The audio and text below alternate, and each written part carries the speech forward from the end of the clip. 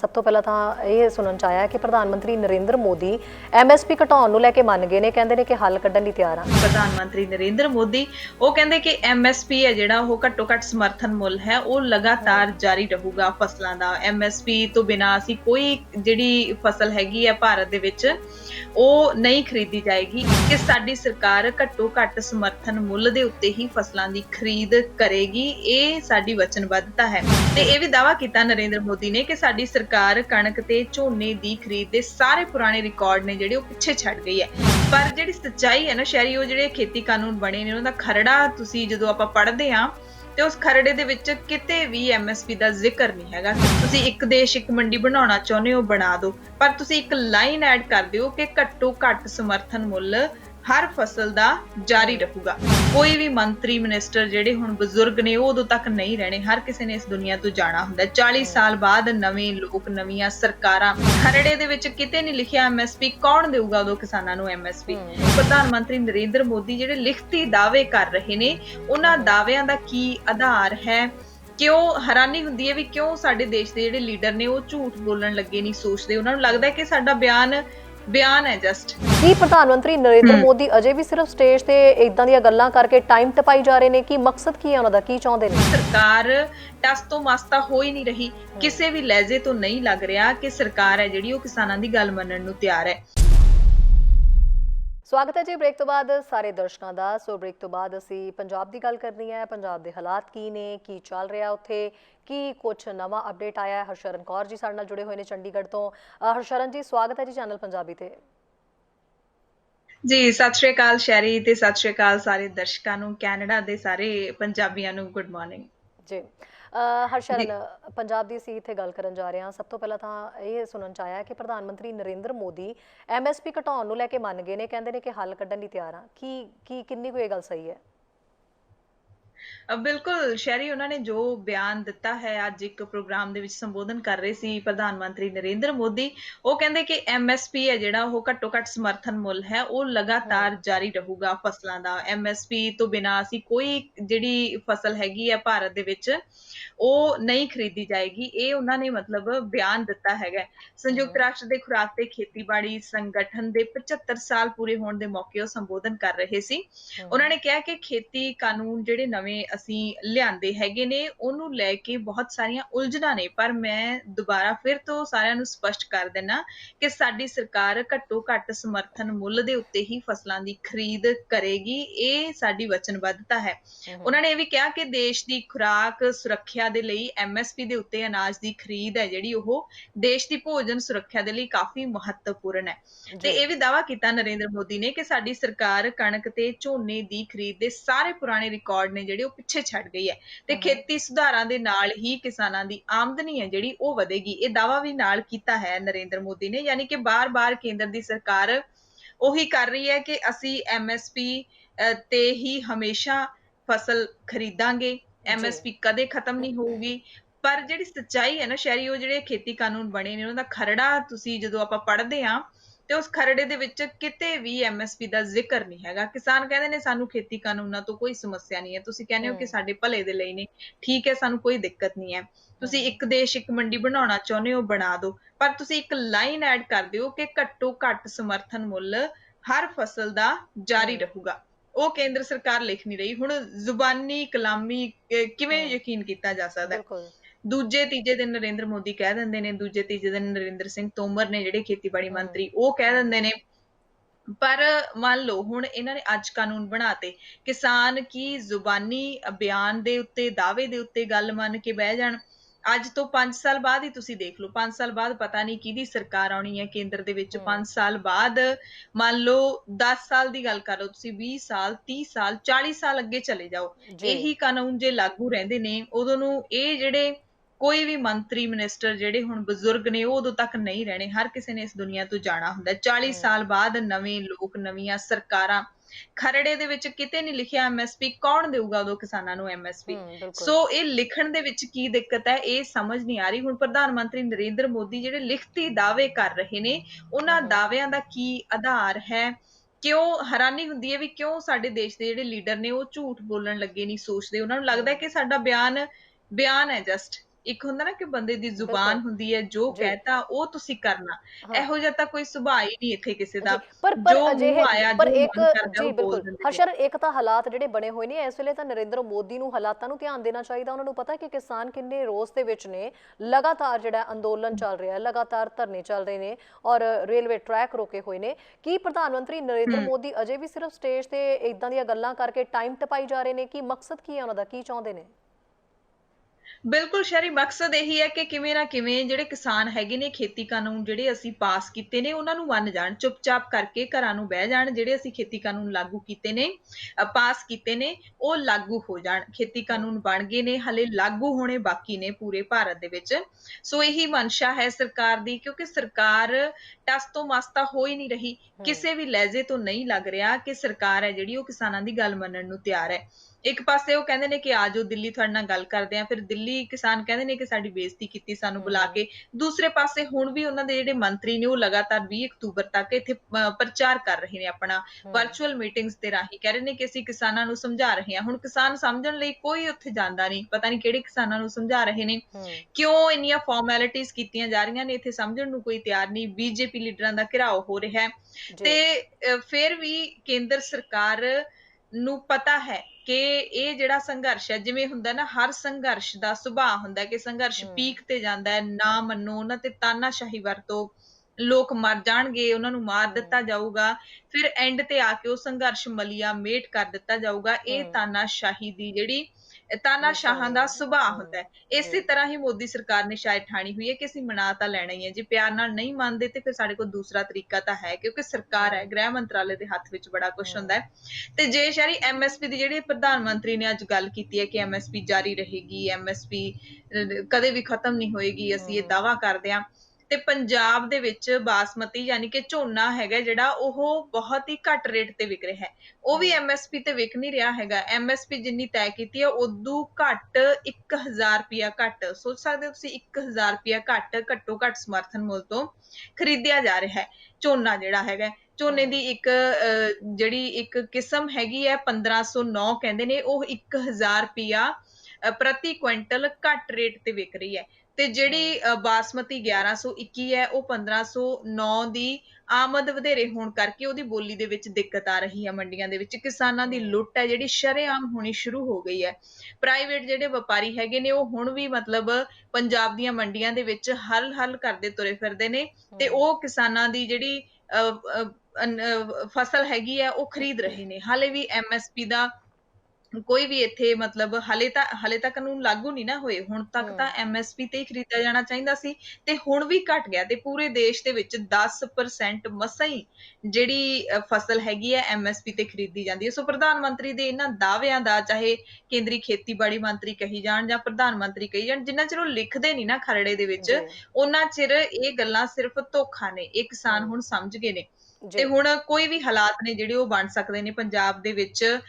ਕਿਸਾਨਾਂ ਦੇ ਜਿਹੜੇ ਟਕਰਾਅ ਵਾਲੇ ਹਾਲਾਤ ਬਣੇ ਹੋਏ ਨੇ ਸ਼ਹਿਰੀ ਹੂੰ ਇਸ ਵਕਤ, ਜੀ ਕਿਉਂਕਿ ਬਿਲਕੁਲ ਪਰਸੋਂ ਜਦੋਂ ਕੇਂਦਰ ਗਏ, ਦਿੱਲੀ ਗਏ ਸੀ, ਉੱਥੇ ਕੁਛ ਨਹੀਂ ਬਣਿਆ। ਫਿਰ ਆ ਕੇ ਕੱਲ ਮੀਟਿੰਗ ਹੂੰ ਕੀਤੀ, ਫਿਰ ਨਵੇਂ ਐਲਾਨ ਜਿਹੜੇ ਨੇ ਕਿਸਾਨਾਂ ਨੇ ਉਹ ਕਰਤੇ ਤੇ ਹੁਣ ਕੱਲ ਨੂੰ ਪੂਰੇ ਪੰਜਾਬ ਦੇ ਵਿੱਚ ਪ੍ਰਧਾਨ ਮੰਤਰੀ ਨਰਿੰਦਰ ਮੋਦੀ ਦੀਆਂ ਅਰਥੀਆਂ ਫੂਕੀਆਂ ਜਾਣਗੀਆਂ। ਪੂਰੇ ਪੰਜਾਬ ਹੂੰ ਦੇ ਵਿੱਚ ਕੱਲ ਨੂੰ ਪਾਰਾ ਹਾਈ ਹੋਣ ਵਾਲਾ ਹੈ। ਕਹਿ ਸਕਦੇ ਹਾਂ ਕਿ ਵੈਸੇ ਤਾਂ ਥੋੜਾ ਮੌਸਮ ਇੱਥੇ ਥੋੜਾ ਹੁਣ ਚੰਗਾ ਹੋ ਗਿਆ, ਗਰਮੀ ਹੈ ਜਿਹੜੀ ਉਹ ਚਲੇਗੀ। ਰਾਤ ਨੂੰ ਏਦਾਂ ਲੱਗਦਾ ਵੀ ਪੱਖੇ ਵੀ ਨਾ ਚਲਾਓ ਤੇ ਕੱਲ ਨੂੰ ਪਰ ਪੰਜਾਬ ਦਾ ਪਾਰਾ ਦੁਬਾਰਾ ਗਰਮ ਹੋਣਾ ਹੈਗਾ, ਕਿਉਂਕਿ ਪ੍ਰਧਾਨ ਮੰਤਰੀ ਨਰਿੰਦਰ ਮੋਦੀ ਦੇ ਪੁਤਲੇ ਨੇ ਜਿਹੜੇ ਉਹ ਥਾਂ ਥਾਂ ਤੇ ਫੂਕੇ ਜਾਣੇ ਜੀ ਨੇ। ਰੋਸ ਹੈ ਹੂੰ ਕਿਸਾਨਾਂ ਨੂੰ ਕਿ ਅਸੀਂ ਦਿੱਲੀ ਗਏ ਸੀ, ਸਾਡੇ ਨਾਲ ਮਾੜਾ ਵਿਵਹਾਰ ਕੀਤਾ, ਜੀ ਉਸ ਰੋਸ ਦੇ ਵਜੋਂ ਉਹ ਨਰਿੰਦਰ ਮੋਦੀ ਦੇ ਪੁਤਲੇ ਫੂਕਣਗੇ। ਤੇ ਜੀ ਨਾਲ ਹੀ ਅੱਜ ਦੀ ਜੇ ਗੱਲ ਕਰ ਲਈਏ, ਅੰਮ੍ਰਿਤਸਰ ਦੇ ਵਿੱਚ ਕਿਸਾਨਾਂ ਨੇ ਕੈਪਟਨ ਸਾਹਿਬ ਦੇ ਪੁਤਲੇ ਵੀ ਫੂਕੇ ਨੇ।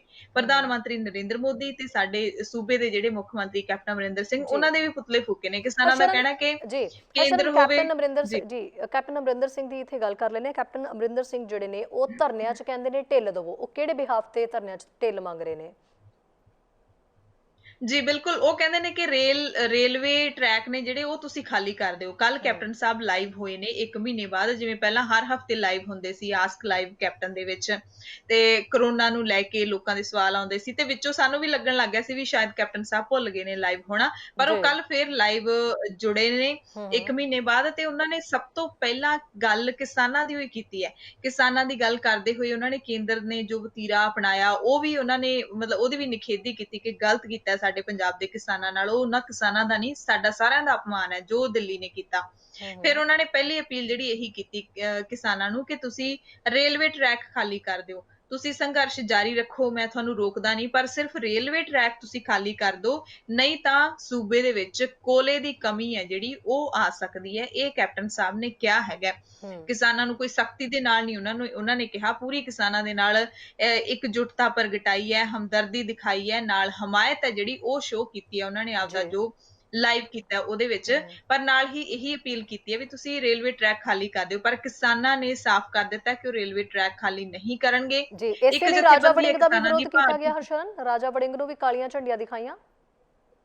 ਬਿਲਕੁਲ ਸ਼ਹਿਰੀ ਰਾਜਾ ਵੜਿੰਗ ਮੁਕਤਸਰ ਪਹੁੰਚੇ ਸੀ, ਸ੍ਰੀ ਮੁਕਤਸਰ ਸਾਹਿਬ ਦੇ ਪਿੰਡ ਗੁਰੂਸਰ ਦੇ ਵਿੱਚ ਉੱਥੇ ਪਹੁੰਚੇ ਸੀ ਤੇ ਉੱਥੇ ਆਮ ਆਦਮੀ ਪਾਰਟੀ ਨੇ ਉਹਨਾਂ ਦਾ ਕਾਲੀਆਂ ਝੰਡੀਆਂ ਦਿਖਾ ਕੇ ਵਿਰੋਧ ਕੀਤਾ ਤੇ ਹੂੰ ਇਹਨਾਂ ਦੇ ਵਿੱਚ ਕੋਈ ਕਿਸਾਨ ਨਹੀਂ ਸੀ, ਕਿਸਾਨਾਂ ਨੇ ਵਿਰੋਧ ਨਹੀਂ ਕੀਤਾ, ਆਮ ਆਦਮੀ ਪਾਰਟੀ ਨੇ ਵਿਰੋਧ ਕੀਤਾ। ਇਹ ਸਿਰਫ ਹੂੰ ਸਿਆਸਤ ਦੇ ਰੰਗ ਹੈਗੇ ਨੇ ਤੇ ਹੂੰ ਇੱਕ ਦੂਸਰੇ ਕਿਉਂਕਿ ਸਾਰੀਆਂ ਪਾਰਟੀਆਂ ਇਸ ਹੋੜ ਦੇ ਵਿੱਚ ਲੱਗੀਆਂ ਹੋਈਆਂ ਨੇ ਕਿ ਕਿਸਾਨਾਂ ਦੇ ਇਸ ਮਸਲੇ ਦੇ ਵਿੱਚ ਜੀ ਜਿੰਨਾ ਸਾਡਾ ਫਾਇਦਾ ਹੋ ਸਕਦਾ ਹੈ ਉਹ ਅਸੀਂ ਫਾਇਦਾ ਚੱਕ ਲਈਏ, ਉਹਨਾਂ ਲਾਹਾ ਅਸੀਂ ਲੈ ਹੂੰ ਲਈਏ। ਸੋ ਇਹ ਸਿਆਸੀ ਪਾਰਟੀਆਂ ਨੂੰ ਪਤਾ ਵੀ ਨਹੀਂ ਲੱਗ ਰਿਹਾ, ਆਮ ਆਦਮੀ ਪਾਰਟੀ ਨੂੰ ਕਿਸੇ ਨੂੰ ਪਤਾ ਨਹੀਂ ਲੱਗ ਰਿਹਾ ਵੀ ਕਰਨਾ ਕੀ ਹੈ, ਹੂੰ ਜੀ ਕਿਉਂਕਿ ਕਿਸਾਨ ਕਿਸੇ ਨੂੰ ਮੂੰਹ ਨਹੀਂ ਲਾ ਰਹੇ। ਅੱਜ ਮਾਨਸਾ ਦੇ ਬਿਲਕੁਲ ਵਿੱਚ ਵੀ ਕਿਸਾਨ ਲੀਡਰ ਰੁਲਤੂ ਹੂੰ ਸਿੰਘ ਉਹਨਾਂ ਨੇ ਵੀ ਐਲਾਨ ਕਰਤਾ ਕਿ ਚਾਹੇ ਸਿਆਸਤਦਾਨ ਹੋਣ ਚਾਹੇ ਗਾਇਕ ਹੋਣ, ਸਾਡੇ ਹੂੰ ਮੋਰਚਿਆਂ ਦੇ ਵਿੱਚ ਆਉਣ, ਜੀ ਸਦਕੇ ਆਉਣ ਤੇ ਸਾਨੂੰ ਬੈਠ ਕੇ ਸੁਣਨ, ਪਰ ਅਸੀਂ ਉਹਨਾਂ ਨੂੰ ਸਟੇਜ ਨਹੀਂ ਦੇਵਾਂਗੇ, ਅਸੀਂ ਉਹਨਾਂ ਦੇ ਹੱਥ 'ਚ ਹੂੰ ਮਾਈਕ ਨਹੀਂ ਫੜਾਵਾਂਗੇ। ਉੱਥੇ ਕਿਸਾਨ ਲੀਡਰ ਨੇ ਬਹੁਤ ਹੀ ਬਲੰਟ ਤਰੀਕੇ ਨਾਲ ਕਿਹਾ ਔਰ ਬੜਾ ਹੀ ਵੱਖਰਾ ਨਜ਼ਾਰਾ ਸੀ, ਕਿਉਂਕਿ ਸਿੱਧੂ ਮੂਸੇਵਾਲਾ ਉਸ ਮੋਰਚੇ ਦੇ ਵਿੱਚ ਪਹੁੰਚਿਆ ਹੋਇਆ ਸੀ। ਸਿੱਧੂ ਹੂੰ ਮੂਸੇਵਾਲਾ ਬੈਠਾ ਹੈ ਤੇ ਉੱਥੇ ਹੀ ਕਿਸਾਨ ਹੂੰ ਲੀਡਰ ਐਲਾਨ ਕਰ ਰਹੇ ਨੇ ਕਿ ਜਿਹੜੇ ਗਾਇਕਾਂ ਨੇ ਅੱਜ ਤੱਕ ਕਦੇ ਕਿਸਾਨਾਂ ਦੀ ਗੱਲ ਨਹੀਂ ਕੀਤੀ, ਹੂੰ ਉਹ ਸਾਡੇ ਧਰਨਿਆਂ ਦੇ ਵਿੱਚ ਆਉਣ, ਜੀ ਸਦਕੇ ਆਉਣ, ਪਰ ਉਹਨਾਂ ਨੂੰ ਅਸੀਂ ਮਾਈਕ ਨਹੀਂ ਫੜਾਵਾਂਗੇ। ਯਾਨੀ ਜੀ ਕਿ ਸਿੱਧੂ ਮੂਸੇਵਾਲਾ ਉੱਥੇ ਜਾਂ ਉਹਦੇ ਸਾਥੀ ਸੀਗੇ, ਉਹਨਾਂ ਦੀਆਂ ਹੂੰ ਸ਼ਕਲਾਂ ਵੀ ਦੇਖਣ ਵਾਲੀਆਂ ਸੀਗੀਆਂ ਕਿਸ ਤਰੀਕੇ ਦੇ ਹੂੰ ਨਾਲ, ਕਿਉਂਕਿ ਆਇਆ ਬੈਠਿਆ ਮੋਰਚੇ ਦੇ ਵਿੱਚ ਪਰ ਉਹਨੂੰ ਬੋਲਣ ਨਹੀਂ ਦਿੱਤਾ ਗਿਆ ਤੇ ਕਿਸਾਨਾਂ ਨੇ ਸ਼ਰੇਆਮ ਕਹਿਤਾ ਸੀ ਕਿ ਜਿਹੜੇ ਗਾਇਕ ਪਹਿਲਾਂ ਕਿਸਾਨਾਂ ਦੇ ਹੱਕ 'ਚ ਗਾਉਂਦੇ ਰਹੇ ਹੂੰ ਨੇ ਉਹਨਾਂ ਤੋਂ ਅਸੀਂ ਕੋਈ ਗਾਣਾ ਗਵਾ ਸਕਦੇ ਹਾਂ ਸਟੇਜ ਤੇ, ਜੀ ਪਰ ਪਰ ਜਿਹੜੇ ਸਿੱਧੂ ਗਾਇਕ ਮੂਸੇਵਾਲਾ ਨਸ਼ਿਆਂ ਜੀ ਨੂੰ ਪ੍ਰਮੋਟ ਹੂੰ ਕਰਦੇ ਰਹੇ ਬਿਲਕੁਲ ਨੇ, ਸਾਡੀ ਗਲਤ ਤਸਵੀਰ ਪੇਸ਼ ਹੂੰ ਕਰਦੇ ਰਹੇ ਨੇ ਵੀ ਕਿਸਾਨ ਹੂੰ ਇਹ ਜੱਟ ਇਹ, ਤੇ ਉਹਨਾਂ ਨੂੰ ਅਸੀਂ ਬਿਲਕੁਲ ਨਹੀਂ ਹੂੰ ਇੱਥੇ ਬੋਲਣ ਦਿਆਂਗੇ। ਤੇ ਇਹੀ ਸਿਆਸਤਦਾਨਾਂ ਲਈ ਤਾਂ ਪਹਿਲੇ ਦਿਨ ਤੋਂ ਐਲਾਨ ਹੈ ਵੀ ਜੀ ਸਿਆਸਤਦਾਨਾਂ ਲਈ ਪਹਿਲਾਂ ਇਹ ਐਲਾਨ ਸੀ ਕਿ ਉਹ ਸਾਡੇ ਮੋਰਚਿਆਂ ਦੇ ਵਿੱਚ ਨਾ ਆਉਣ। ਹੁਣ ਉਹਨਾਂ ਨੇ ਕਿਹਾ ਕਿ ਜੀ ਠੀਕ ਹੈ ਮੋਰਚਿਆਂ ਦੇ ਵਿੱਚ ਆਓ, ਆ ਕੇ ਹੂੰ ਬੈਠੋ, ਕਿਸਾਨ ਲੀਡਰਾਂ ਨੂੰ ਸੁਣੋ, ਅਸੀਂ ਕਿਸਾਨ ਆ, ਅਸੀਂ ਆਪਣੀ ਜ਼ਿੰਦਗੀ ਹੈ ਜਿਹੜੀ ਲੰਘਾਤੀ ਹੈ ਮਿੱਟੀ ਨਾਲ ਮਿੱਟੀ ਹੋਇਆ, ਤੁਸੀਂ ਸਾਨੂੰ ਸੁਣੋ, ਸਾਡੇ ਐਕਸਪੀਰੀਅੰਸ ਸੁਣੋ, ਰਣਨੀਤੀ ਅਸੀਂ ਬਣਾਉਣੀ ਹੈ ਪਰ ਤੁਸੀਂ ਬੋਲ ਨਹੀਂ ਸਕਦੇ, ਇਹ ਸਿੱਧੇ ਹੂੰ ਤੌਰ ਤੇ ਉਹਨਾਂ ਨੇ ਕਿਹਾ। ਸੋ ਜਿਹੜੇ ਲੀਡਰ ਨੇ ਉਹ ਮਤਲਬ ਡਰ ਡਰ ਕੇ ਹੀ ਚੱਲ ਰਹੇ ਨੇ, ਪਤਾ ਹੈ ਉਹਨਾਂ ਨੂੰ ਕਿ ਕਿਸਾਨ ਹੁਣ ਪੰਜਾਬ ਦੇ ਵਿੱਚ ਕਿਸਾਨ ਰਾਜ ਕਹਿ ਸਕਦੇ ਆ, ਕਿਸਾਨਾਂ ਨੂੰ ਕੋਈ ਰੋਕ ਨਹੀਂ ਸਕਦਾ, ਨਾ ਜੀ ਪੁਲਿਸ ਪ੍ਰਸ਼ਾਸਨ, ਪਤਾ ਹੈ ਵੀ ਕਿਸਾਨ ਰੋਹ ਦੇ ਵਿੱਚ ਨੇ ਕਿਉਂਕਿ ਇੰਨੇ ਸਾਲਾਂ ਦਾ ਇੱਕ ਵਰਗ ਹੈ ਜਿਹੜਾ ਉਹਨੂੰ ਦੱਬਿਆ ਹੀ ਜਾ ਰਿਹਾ ਹੈ, ਦੱਬਿਆ ਹੀ ਜਾ ਰਿਹਾ ਹੈ। 50 ਸਾਲਾਂ ਦਾ ਪਿਛਲੇ ਦਾ ਅੰਕੜਾ ਆਪਾਂ ਦੇਖ ਲਈਏ ਨਾ ਸ਼ਹਿਰੀ, ਪਿਛਲੇ ਹੂੰ 50 ਸਾਲਾਂ ਦੇ ਵਿੱਚ ਜਿਹੜੀਆਂ ਤਨਖਾਹਾਂ ਨੇਗੀਆਂ ਅਧਿਆਪਕਾਂ ਦੀਆਂ ਜਾਂ ਫਿਰ ਕਾਲਜ ਦੇ ਲੈਕਚਰਾਰਾਂ ਦੀਆਂ, ਉਹ 150 ਤੋਂ ਲੈ ਕੇ 180% ਤੱਕ ਵਧੀਆਂ ਨੇ ਪਿਛਲੇ 50 ਸਾਲਾਂ ਦੇ ਵਿੱਚ। ਔਰ ਕਿਸਾਨ ਦੀ ਜਿਹੜੀ ਫਸਲ ਹੈ ਉਹਦਾ ਭਾਅ ਕਿੰਨਾ ਹੋਇਆ, 19% ਵਧਿਆ। ਹੂੰ ਸੋਚ ਸਕਦੇ ਹੋ ਤੁਸੀਂ, 1 ਸਾਲ ਦੇ ਵਿੱਚ 1% ਵੀ ਫਸਲ ਦਾ ਜਿਹੜਾ ਭਾਅ ਹੈ ਉਹ ਨਹੀਂ ਵਧਿਆ ਹੈਗਾ। ਤੇ ਡਾਕਟਰ ਸਵਾਮੀਨਾਥਨ ਕਮਿਸ਼ਨ ਉਹਦੀ ਸਿਫਾਰਿਸ਼ਾਂ ਇਹੀ ਤਾਂ ਕਹਿੰਦੀਆਂ ਵੀ ਜਿੰਨਾ ਖਰਚਾ ਹੁੰਦਾ ਹੈ ਕਿਸਾਨ ਦਾ, ਉਹਦੀ ਹੂੰ ਫਸਲ ਦਾ ਮੁੱਲ ਉਦੋਂ 50 ਗੁਣਾ ਵੱਧ ਹੋਣਾ ਚਾਹੀਦਾ ਹੈ, 50 ਜੀ ਗੁਣਾ ਮੁਨਾਫਾ ਹੋਣਾ ਚਾਹੀਦਾ ਹੈ। ਹੂੰ ਕੋਈ ਵੀ ਜਿਹੜਾ ਬਿਜ਼ਨਸ ਹੈ, ਹਰ ਬੰਦਾ ਜਦੋਂ ਆਪਣਾ ਬਿਜ਼ਨਸ ਸਟਾਰਟ ਕਰਦਾ ਹੈ ਤੇ ਉਹਨੂੰ ਹੁੰਦਾ ਹੈ ਕਿ ਹੂੰ ਮੈਨੂੰ ਮੁਨਾਫਾ ਜ਼ਰੂਰ ਹੋਵੇ, ਕੋਈ ਵੀ ਨਹੀਂ ਚਾਹੁੰਦਾ ਵੀ ਅਸੀਂ ਘਾਟੇ ਜੀ ਦੇ ਵਿੱਚ ਜਾਈਏ। ਸੋ ਬਿਲਕੁਲ ਕਿਸਾਨ ਦੀ ਇੰਨੀ ਮਾੜੀ ਹਾਲਤ ਹੈ ਵੀ ਹੂੰ ਕਿਸਾਨ ਨੂੰ ਨਾ ਤਾਂ ਬੁਢਾਪਾ ਪੈਨਸ਼ਨ ਮਿਲਦੀ ਹੈ, ਜੀ ਨਾ ਉਹਦਾ ਕੋਈ ਬੀਮਾ ਯੋਜਨਾ ਹੈਗੀ ਹੈ, ਜੀ ਉਹਨੂੰ ਸਿਰਫ ਫਸਲਾਂ ਦਾ ਮੁੱਲ ਮਿਲਣਾ ਹੈਗਾ, ਫਸਲ ਉਹਨੇ ਵੇਚਣੀ ਹੈ, ਉਹ ਉਹਨੂੰ ਹੂੰ ਮੁੱਲ ਮਿਲਣਾ ਹੈ ਤੇ ਉਹ ਵੀ ਇੰਨਾ ਘੱਟ। 50 ਹੂੰ ਸਾਲਾਂ ਦੇ ਵਿੱਚ 19 ਗੁਣਾ ਮੁੱਲ ਵਧਿਆ, ਤੁਸੀਂ ਸੋਚ ਸਕਦੇ ਹੋ ਕਿ ਕਿੰਨਾ ਬਿਲਕੁਲ ਧੱਕਾ ਹੈ ਕਿਸਾਨ ਦੇ ਨਾਲ। ਸੋ ਜੀ ਇੰਨੇ ਸਾਲਾਂ ਦਾ ਜਿਹੜਾ ਅੰਦਰ ਦੱਬੇ ਹੋਏ ਜਜ਼ਬਾਤ ਨੇ, ਤੇ ਔਰ ਅੰਦਰ ਸ਼ਾਇਦ ਹੁਣ ਉਹਨਾਂ ਨੂੰ ਟਰੈਕਾਂ ਦੱਬਿਆ ਦੇ ਉੱਤੇ ਕੁਚਲਿਆ ਜਾ ਰਿਹਾ ਸੀ, ਉਹ ਇਸ ਹੁਣ ਬਾਹਰ ਅੰਦੋਲਨ ਜ਼ਰੀਏ ਨਿਕਲ ਰਹੇ ਨਿਕਲ ਨੇ। ਰਹੇ ਨੇ ਜੀ। ਹਰਸ਼ਰਨ, ਤੁਸੀਂ ਇਸ ਤੋਂ ਬਿਲ ਪਹਿਲਾਂ ਗੱਲ ਕਰ ਰਹੇ ਸੀ ਕਿ ਸਿਆਸਤਦਾਨਾਂ ਨੂੰ ਕਿਸਾਨ ਮੂੰਹ ਨਹੀਂ ਲਗਾ ਰਹੇ, ਹੈ ਨਾ? ਜਿਹੜੇ ਕਲਾਕਾਰ ਹੈ, ਜਿਹੜੇ ਕਦੀ ਕਿਸਾਨਾਂ ਦੀ ਗੱਲ ਨਹੀਂ ਕਰ ਰਹੇ, ਈਵਨ ਉਹਨਾਂ ਨੂੰ ਮਾਈਕ ਨਹੀਂ ਫੜਾਏ ਜਾ ਰਹੇ, ਉਹਨਾਂ ਨੂੰ ਵੀ ਮੂੰਹ ਨਹੀਂ ਲਗਾਇਆ ਜਾ ਰਿਹਾ, ਪੂਰੇ ਤਰੀਕੇ ਨਾਲ ਨਕਾਰਿਆ ਜਾ ਰਿਹਾ। ਇੱਕ ਬਹੁਤ ਚੰਗੀ ਗੱਲ ਹੈ ਕਿ ਕਿਸਾਨ ਅਜਿਹੇ ਮੌਕੇ ਦੇ ਉੱਤੇ ਇਹ ਨਹੀਂ ਕਿ ਬਿਲਕੁਲ ਆਪਣੇ ਮਾਈਂਡ ਤੋਂ ਕੰਮ ਨਹੀਂ ਲੈ ਰਹੇ ਜਾਂ ਗਰਮ ਜੋਸ਼ੀ ਨਾਲ ਕੰਮ ਲੈ ਰਹੇ ਨੇ। ਬਹੁਤ ਵਧੀਆ ਡਿਸੀਜ਼ਨ ਨੇ ਔਰ ਕਈ ਤਰੀਕੇ ਨਾਲ ਉਹ ਇੱਕ ਚੰਗਾ ਮੈਸੇਜ ਵੀ ਕਨਵੇ ਕਰ ਰਹੇ ਨੇ ਬੜਿਆਂ ਦੇ ਲਈ। ਸੋ ਅਜਿਹੇ ਦੇ ਵਿੱਚ ਕਹਿ ਸਕਦੇ ਹਾਂ ਕਿ ਇਹੀ ਇੱਕ ਰੋਸ ਹੈਗਾ ਜਿਹੜਾ ਬੀਜੇਪੀ ਦੇ ਜਿਹੜੇ ਕੁਝ ਸੀਗੇ ਲੋਕ, ਉਹਨਾਂ ਦੇ ਉੱਤੇ ਹਮਲੇ ਹੋਏ ਤਾਂ ਕਹਿ ਰਹੇ ਨੇ ਕਿ ਕਿਸਾਨਾਂ ਦੇ ਉੱਤੇ ਜਿਹੜੇ ਨੇ ਪਰਚੇ ਦਰਜ ਕੀਤੇ ਜਾਣਗੇ। ਹਾਲਾਂਕਿ ਰਵਨੀਤ ਬਿੱਟੂ ਨੇ ਸਾਫ਼ ਕਹਿ ਦਿੱਤਾ ਹੈ ਕਿ ਉਹ ਜ਼ਿੰਮੇਵਾਰੀ ਲੈਂਦੇ ਨੇ, ਬੀਜੇਪੀ ਦੇ ਉੱਤੇ ਜਿਹੜੇ ਹਮਲੇ ਹੋਏ ਨੇ ਉਹ ਉਹਨਾਂ ਦੀ ਜ਼ਿੰਮੇਵਾਰੀ ਰਵਨੀਤ ਬਿੱਟੂ ਲੈਂਦੇ ਨੇ, ਉਹਨਾਂ ਦੇ ਉੱਤੇ ਜਿਹੜੇ ਕੇਸ ਦਰਜ ਕਰਾਏ ਜਾਣ। ਰਵਨੀਤ ਬਿੱਟੂ ਨੇ ਬਿਆਨ ਦਿੱਤਾ, ਉਹ ਕਹਿੰਦੇ ਨੇ ਕਿ ਅਸੀਂ ਹੁਣ ਜਿਹੜਾ ਪੰਜਾਬ ਹੈ ਉਹਨੂੰ ਅਸੀਂ ਕਸ਼ਮੀਰ ਨਹੀਂ ਬਣਨ ਦੇਵਾਂਗੇ। ਹਾਂ ਬਿਲਕੁਲ ਸ਼ਹਿਰੀ, ਇਹ ਜਿਹੜਾ ਬੀਜੇਪੀ ਲੀਡਰ, ਪੰਜਾਬ ਦੇ ਬੀਜੇਪੀ ਪ੍ਰਧਾਨ ਅਸ਼ਵਨੀ ਸ਼ਰਮਾ ਦੇ ਉੱਤੇ ਹਮਲਾ ਹੋਇਆ, ਹੂੰ ਉਸ ਨੂੰ ਲੈ ਕੇ ਪਹਿਲੇ ਦਿਨ ਤੋਂ ਹੀ ਬੀਜੇਪੀ ਲੀਡਰ ਕਹਿ ਰਹੇ ਨੇ ਕਿ ਸਾਡੇ ਤੇ ਹਮਲਾ ਕਾਂਗਰਸ ਨੇ ਕੀਤਾ ਹੈ। ਉਧਰੋਂ ਜਿਹੜੇ ਲੁਧਿਆਣਾ ਤੋਂ ਕਾਂਗਰਸ ਐਮਪੀ, ਹੂੰ ਉਹਨਾਂ ਨੇ, ਰਵਨੀਤ ਬਿੱਟੂ ਨੇ ਵੀ ਕਹਿਤਾ ਜਿਵੇਂ ਤੁਸੀਂ ਦੱਸਿਆ। ਜੀ ਪਰ ਗੱਲ ਆ ਜਾਂਦੀ ਹੈ ਪੁਲਿਸ ਦੀ ਤੇ ਸੂਬੇ ਦੇ ਸੀਐਮ ਦੀ। ਉਹਨਾਂ ਨੇ ਕੀ ਕਿਹਾ? ਉਹਨਾਂ ਨੇ ਸਾਫ਼ ਤੌਰ ਤੇ ਇਹ ਬਿਆਨ ਦੇ ਦਿੱਤਾ, ਡੀਜੀਪੀ ਦਿਨਕਰ ਗੁਪਤਾ ਨੇ, ਹੂੰ ਕਿ ਅਸ਼ਵਨੀ ਸ਼ਰਮਾ ਦੇ ਉੱਤੇ ਹਮਲਾ ਕਿਸਾਨਾਂ ਨੇ ਕੀਤਾ ਕਿਸਾਨਾਂ ਹੈ। ਜੀ ਮੁੱਖ ਮੰਤਰੀ ਕੈਪਟਨ ਅਮਰਿੰਦਰ ਸਿੰਘ ਨੇ ਵੀ ਕਹਿਤਾ ਕਿ ਹੂੰ ਕਿਸਾਨਾਂ ਨੇ ਹਮਲਾ ਕੀਤਾ ਹੈ, ਯਾਨੀ ਕਿ ਕਿਸਾਨਾਂ ਦੇ ਖਿਲਾਫ ਹੀ ਕਾਰਵਾਈ ਹੈ ਜਿਹੜੀ ਉਹ ਕੀਤੀ ਜਾਊਗੀ। ਪਰ ਹੂੰ ਕਿਸਾਨ ਜਥੇਬੰਦੀਆਂ ਕਹਿ ਰਹੀਆਂ ਨੇ ਕਿ ਸਾਡੇ ਵਿੱਚੋਂ ਕੋਈ ਵੀ ਪ੍ਰਵੋਕ ਨਹੀਂ ਹੈਗਾ, ਕਿਸਾਨ ਕੋਈ ਵੀ ਭੜਕਿਆ ਹੋਇਆ ਨਹੀਂ ਹੈ, ਤੇ ਨਾ ਹੀ ਤੁਸੀਂ ਸਾਨੂੰ ਭੜਕਾ ਸਕਦੇ ਹੋ। ਜੀ ਬੀਜੇਪੀ ਲੀਡਰ ਹੋਣ ਚਾਹੇ ਕਾਂਗਰਸ ਵਾਲੇ ਹੋਣ, ਕਿਸਾਨ ਕਹਿੰਦੇ ਨੇ ਕਿ ਇਹ ਸਾਨੂੰ ਭੜਕਾਉਣ ਦੀ ਪੂਰੀ ਕੋਸ਼ਿਸ਼ ਕਰ ਰਹੇ ਨੇ, ਪਰ ਹੂੰ ਅਸੀਂ ਭੜਕਾਂਗੇ ਨਹੀਂ, ਅਸੀਂ ਪੀਸਫੁਲ ਹਾਂ। ਸਾਡੀ ਜਿਹੜੀ ਐਜੀਟੇਸ਼ਨ ਹੈ ਉਹ ਰਹੇਗੀ, ਪੀਸਫੁਲ ਰਹੇਗੀ, ਹੂੰ ਬਹੁਤ ਤਿੱਖੀ ਹੋਏਗੀ, ਪਰ ਇਹਦੇ ਵਿੱਚ ਕੋਈ ਹਿੰਸਕ ਕਾਰਵਾਈ ਨਹੀਂ ਹੋਏਗੀ। ਅਸੀਂ, ਸਾਡਾ ਜਿਹੜਾ ਐਜੀਟੇਸ਼ਨ ਦਾ ਤਰੀਕਾ ਹੈ, ਕਾਲੇ ਝੰਡੇ ਦਿਖਾਉਣੇ, ਨਾਅਰੇਬਾਜ਼ੀ ਕਰਨੀ, ਇਹ ਤਾਂ ਇੱਕ ਤਰੀਕੇ ਹੈਗੇ ਨੇ ਵਿਰੋਧ ਜੀ ਕਰਨ ਦੇ, ਪਰ ਅਸੀਂ ਕਿਸੇ ਨੂੰ ਕੁੱਟਾਂਗੇ, ਮਾਰਾਂਗੇ, ਘੇਰ ਕੇ, ਇਹ ਕਦੇ ਨਹੀਂ ਹੋਏਗਾ। ਸੋ ਇਹ ਹੂੰ ਸ਼ਰਾਰਤੀ ਅਨਸਰ ਹੁੰਦੇ ਨੇ। ਸੋ ਮੁੱਖ ਮੰਤਰੀ ਕੈਪਟਨ ਅਮਰਿੰਦਰ ਸਿੰਘ ਤੇ ਡੀਜੀਪੀ ਦੇ ਬਿਆਨ ਤੋਂ ਬਾਅਦ ਹਾਲੇ ਤੱਕ ਮਤਲਬ ਕੋਈ ਕਾਰਵਾਈ ਇਸ ਤਰੀਕੇ ਦੀ ਸਾਹਮਣੇ ਨਹੀਂ ਆਈ ਹੈ ਕਿਸਾਨਾਂ ਤੇ। ਜੀ ਪਰ ਜੇ ਸਿਆਸੀ ਪਾਰਟੀਆਂ ਦੀ ਗੱਲ ਕਰ ਲਈਏ, ਮਾਫ ਕਰਨਾ, ਰਵਨੀਤ ਬਿੱਟੂ ਤੋਂ ਬਿੱਟੂ ਬਾਅਦ ਜੀ ਅਕਾਲੀ ਦਲ ਨੇ ਵੀ ਕਹਿਤਾ ਕਿ ਜੇ ਕਿਸਾਨਾਂ ਦੇ ਖਿਲਾਫ ਪਰਚੇ ਹੋਣਗੇ ਤੇ ਅਸੀਂ ਡੀਜੀਪੀ ਦਿਨਕਰ ਗੁਪਤਾ ਜਿਹੜਾ ਉਹਦੇ ਘਰ ਦਾ ਘਿਰਾਓ ਕਰਾਂਗੇ, ਉਹਦਾ ਘਿਰਾਓ ਕਰਾਂਗੇ। ਸੋ ਜੀ ਹੁਣ ਇਹ ਸਿਆਸਤ ਹੈ ਜਿਹੜੀ ਖੇਡੀ ਜਾ ਰਹੀ ਹੈ ਹੂੰ ਜ਼ਾਹਿਰ ਤੌਰ ਤੇ। ਜੇ ਜੀ ਕੈਪਟਨ ਸਾਹਿਬ ਦੀ ਪੁਲਿਸ ਹੈ ਜਿਹੜੀ ਕਿਸਾਨਾਂ ਦੇ ਖਿਲਾਫ ਪਰਚੇ ਕਰਦੀ ਹੈ, ਤਾਂ ਕੈਪਟਨ ਹੂੰ ਸਾਹਿਬ ਨੂੰ ਲਪੇਟੇ ਦੇ ਵਿੱਚ ਲੈਣਗੇ ਕਿਸਾਨ। ਜੀ ਬਖਸ਼ਣਾ ਬਿਲਕੁਲ। ਉਹਨਾਂ ਨੇ ਹੁਣ ਕਿਸੇ ਨੂੰ ਵੀ ਨਹੀਂ ਹੈਗਾ, ਇਸੇ ਕਿਉਂਕਿ ਲਈ ਸ਼ਾਇਦ ਬੇਖੌਫ ਹਰਸ਼ਨ ਹੋ ਚੁੱਕੇ ਨੇ। ਜੀ ਬਿਲਕੁਲ ਹਮ ਵਿਧਾਨ ਸਭਾ ਦਾ ਜਿਹੜਾ ਸਪੈਸ਼ਲ ਸੈਸ਼ਨ ਸੱਦਿਆ ਗਿਆ ਹੈ ਉਸ ਸੰਬੰਧੀ ਵੀ ਜਾਣਕਾਰੀ ਮਿਲੀ ਹੈ ਕਿ ਇੱਕ ਤਾਂ ਰਾਜਪਾਲ ਦੇ ਵੱਲੋਂ ਮਨਜ਼ੂਰੀ ਮਿਲ ਗਈ ਹੈ ਉਸ ਸੈਸ਼ਨ ਨੂੰ, ਤੇ ਦੂਜਾ ਉਹਦੇ ਵਿੱਚ ਵੀ ਕੁਝ ਕਿਸਾਨ ਜਥੇਬੰਦੀਆਂ ਨੇ ਕਿਹਾ ਕਿ ਅਸੀਂ ਵਿਧਾਨ ਸਭਾ ਸੈਸ਼ਨ ਜਦੋਂ ਉਹ ਚੱਲ ਰਿਹਾ ਹੋਏਗਾ ਤਾਂ ਵਿਧਾਨ ਸਭਾ ਦੇ ਬਾਹਰ ਉਹ ਧਰਨੇ ਲਗਾਉਣਗੇ। ਬਿਲਕੁਲ ਸ਼ੈਰੀ, ਜਿਹੜਾ 21 ਅਕਤੂਬਰ ਨੂੰ ਸੈਸ਼ਨ ਸੱਦਿਆ ਹੈਗਾ ਹੈ ਪੰਜਾਬ ਸਰਕਾਰ ਨੇ, ਕੈਬਨਿਟ ਨੇ, ਉਹ ਸਵੇਰੇ 11 ਵਜੇ ਸ਼ੁਰੂ ਹੋਣਾ ਹੈ, ਤੇ ਉਸ ਦੇ ਨਾਲ ਹੀ ਭਾਰਤੀ ਕਿਸਾਨ ਯੂਨੀਅਨ ਏਕਤਾ ਉਗਰਾਹਾਂ, ਉਹਨਾਂ ਨੇ ਐਲਾਨ ਕਰ ਦਿੱਤਾ ਹੈ ਕਿ ਅਸੀਂ ਵਿਧਾਨ ਸਭਾ ਘੇਰਾਂਗੇ। ਉਸ ਦਿਨ ਚੰਡੀਗੜ੍ਹ ਜਾ ਕੇ ਹੂੰ ਵਿਧਾਨ ਸਭਾ ਦਾ ਘਿਰਾਓ ਹੈ ਜਿਹੜਾ ਉਹ ਕਰਾਂਗੇ, ਤੇ ਮਕਸਦ ਸਿਰਫ ਇਹੀ ਹੈ ਕਿ ਕੈਪਟਨ ਦੀ ਸਰਕਾਰ ਨੇ ਵੀ ਜਿਹੜੇ ਕਿਸਾਨਾਂ ਦੇ ਨਾਲ ਵਾਅਦੇ ਕੀਤੇ ਸੀ ਉਹ ਹਾਲੇ ਤੱਕ ਪੂਰੇ ਨਹੀਂ ਕੀਤੇ।